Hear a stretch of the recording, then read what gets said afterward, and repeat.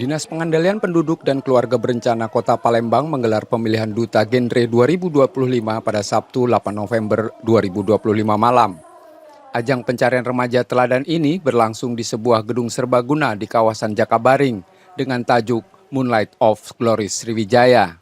Duta Genre lahir bukan hanya untuk menjadi simbol, tapi agen perubahan. Mereka diharapkan mampu mengajak teman sebaya hidup lebih sehat, berencana dan mempersiapkan masa depan yang berkualitas. Edukasi tentang perencanaan keluarga, kesehatan reproduksi, hingga pencegahan resiko pernikahan dini, narkoba, dan seks bebas menjadi fokus gerakannya.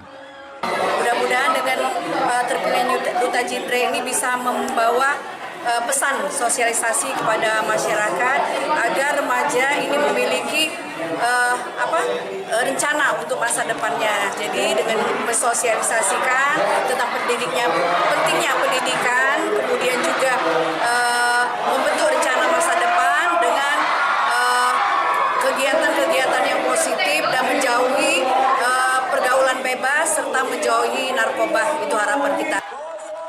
Setelah melalui proses voting, unjuk bakat, dan sesi tanya jawab di hadapan 6 dewan juri, gelar Duta Genre 3 tahun 2025 akhirnya diberikan pada Kemas M. Ibni Aiman dan Sakinah Zayan. Mungkin kami akan menyukseskan program dari pemerintahan, khususnya dari DPPKB Kota Palembang, yang dimana dari PKPN terus dari PKPN akan melaksanakan program Quick Wins, dan insya Allah kami sebagai Duta Genre, sebagai perpanjangan tangan dan juga sebagai edukator dan motivator bagi teman-teman remaja Indonesia. Semoga Duta Genre tahun 2025 baik pemenang dan semua atributnya dapat amanah dan bisa berdedikasi untuk Kota Palembang. Terima kasih. Mereka menjadi wajah baru yang siap mendampingi pemerintah dalam membentuk generasi muda yang lebih cerdas, sehat, dan berkualitas.